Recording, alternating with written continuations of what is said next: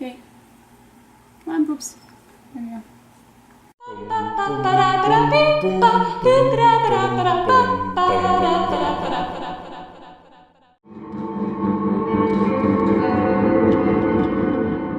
We're talking today about release from Carven, or Carven, I'm not sure how you pronounce that.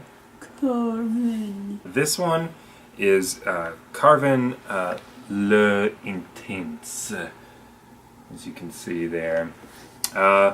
This is like a few from the house, mostly the ones that are shaped like this. It is a creation of master perfumer Francis Carven. Which, if you don't know, we kind of like his stuff. We kind of like his stuff. His stuff. And if you don't know his summery fragrances, his springy fragrances, these are the ones that mostly have a very abstract feeling to them. Kirkjohn's work, in a lot of regard, is uniformly abstract, which to an untrained nose, abstraction lends itself more to the notion of cheap. Francis Carven is anything but. His fragrances are blended more so in line with Tom Ford's private blend as a creamy fragrance rather than poorly blended, as in the case of a lot of cheap. Yeah, this doesn't smell cheap at all. It really doesn't. Nope. But it takes on the appearance, kind of what a lot of cheap fragrances do, and that is a fragrance as a fragrance. It's hard to explain. Let me try. So, in a lot of niche perfumery, a lot of what fragrances attempt to do is create a unique aroma around one person, and oftentimes authenticity is something that is brought into question. So, you'll say, for example, with something like Xerjoff's Neo, that is the most photorealistic bergamot and neroli note I've ever smelt. It smells as if this person has been working around in a field of bergamot trees. Whereas what some more modern perfumes like Carven Le Intense do is they seek to emulate cleanliness a different way, and that is by evoking notes almost as if they're notes that have been twice removed, as if this is supposed to smell like a shampoo that is supposed to smell like the notes that are in this fragrance. You can think of this as Francis Carven's response to Bleu de Chanel, and that's kind of along the same lines there. Okay, well, we always start out with the bottle, right?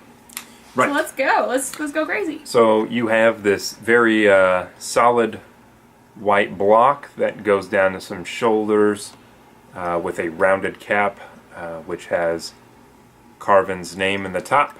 And it's also pretty hefty. Yeah, it's a pretty hefty cap. It sticks on there real tight. You can see from the side it's clear. The only part that is solid is the front. And on the side here, interestingly enough, you have a breakdown of notes, both in French and then English, and then you've got information about the perfume itself here.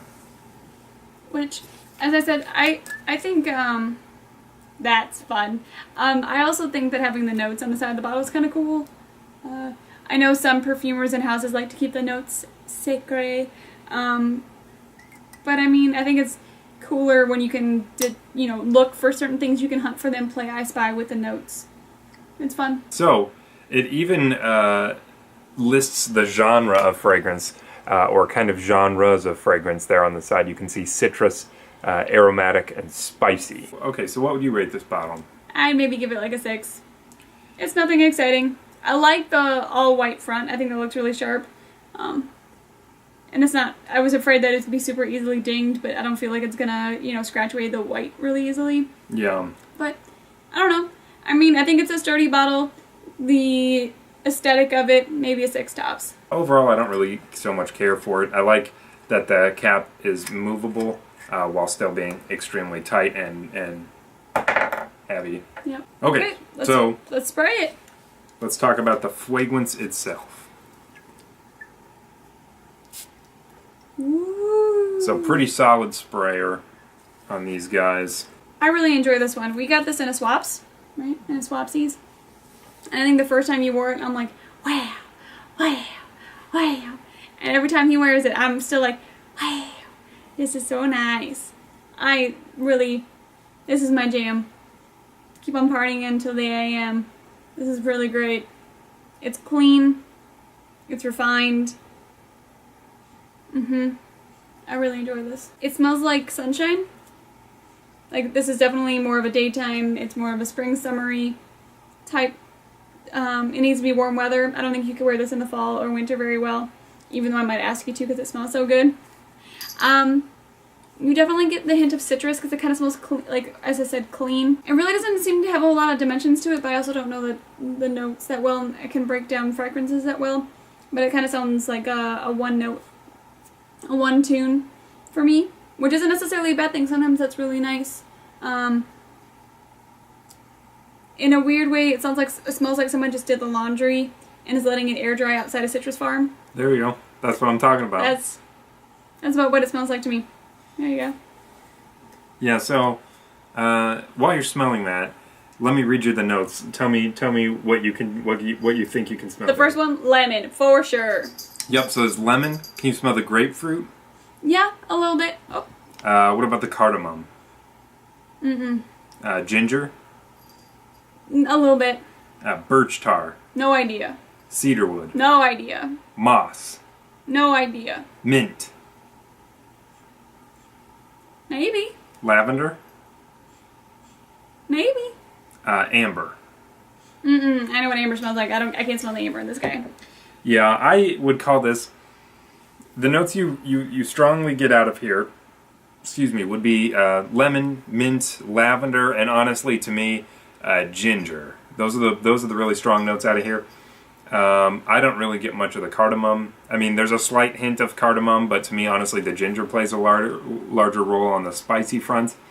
And then it's supposed to have that base of woods, vague woods and ambers. No, I think that just means that it's kind of a thicker, denser, sweet base. Yeah, is all.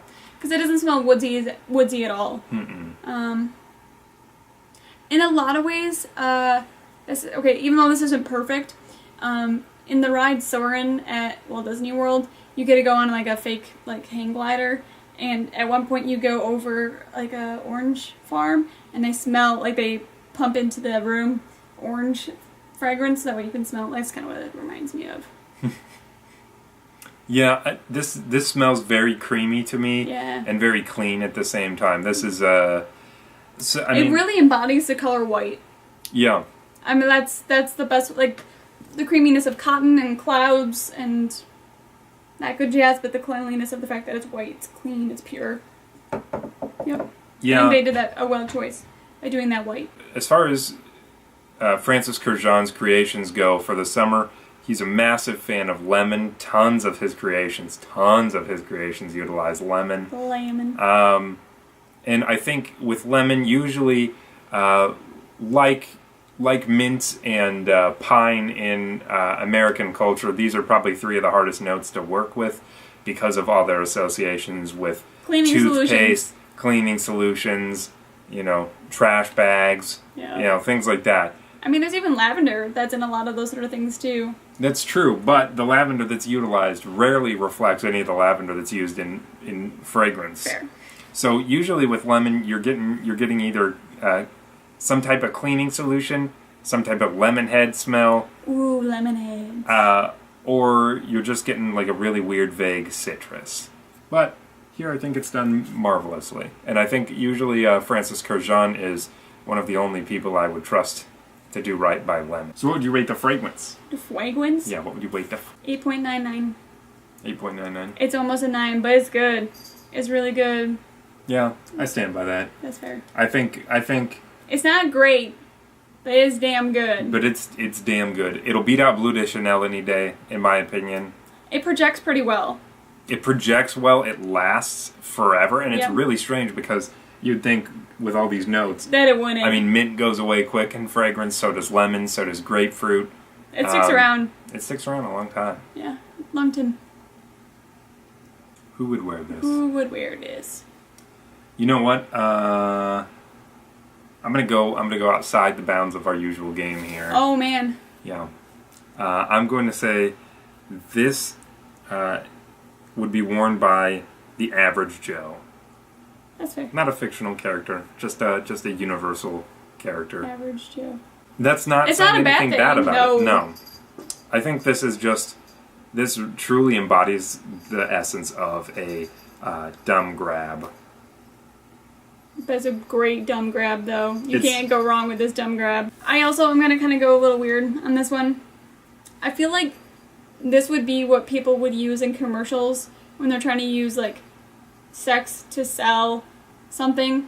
Whether it be, like, John Stamos eating yogurt in the kitchen.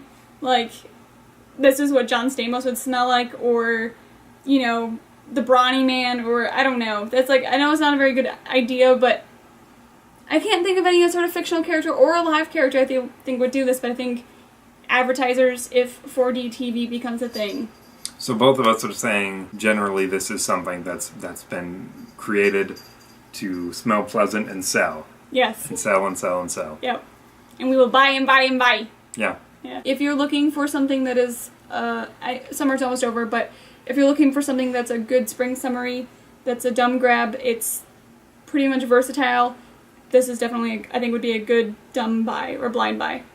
Right. Yeah, this is one to have aside next to your Guerlains as kind of like your base. Yeah. Your base fragrances. A good place to start. Your Guerlains, yep, which can fit you any season. And then this is a good universal, which I feel like... Professional, date day, anything, I think it would work. Yeah, for sure. I feel like this is one of those that's very hard to come across. Most people who think universal really think just like a summer fragrance that they enjoy, so they'll wear it any day of the year. But this one's really this one's kind of all around.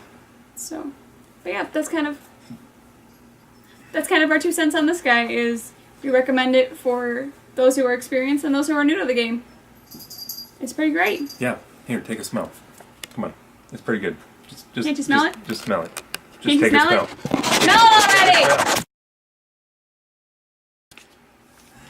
Ugh.